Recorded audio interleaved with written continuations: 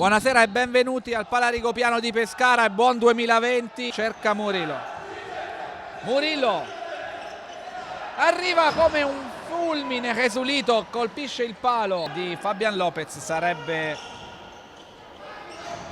qui. Jesulito segna un gol incredibile e si scrolla di dosso. Un po' di malessere lo spagnolo, rientra sul sinistro, la mette all'incrocio dopo 3 minuti e 35, l'Acqua e Sapone Unicross in vantaggio. Intanto sono andate via le luci.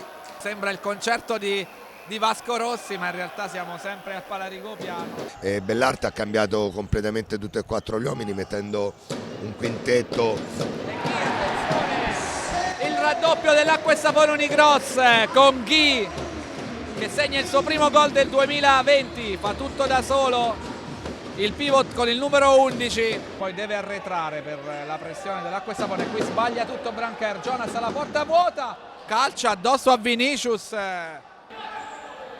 con questo calcio piazzato, attenzione perché il destro di Molaro sporcato da una deviazione, si salva il Real Arzignano 2 volte in pochi secondi, poi Avellino, il destro al volo di Avellino.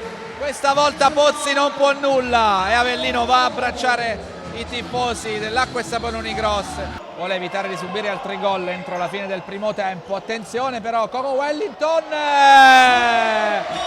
Il cucchiaio di Coco Wellington. Avellino recupera palla. Cocco scavalca Pozzi. 4-0. Ma c'è la sirena, fine primo tempo. Qui Nicolodi, palo. Bisognerebbe metterci. E Avellino per Ghi, palla sul secondo palo, tutto facile, tutto di prima. 5-0 dell'Acqua e Sapone Unicross.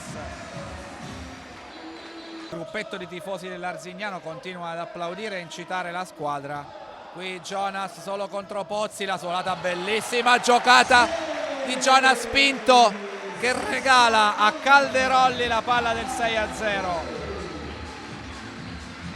In mezzo per Jesulito, poi Pozzi in uscita kamikaze, palla al piede, prova a saltare Jonas, forse ci riesce,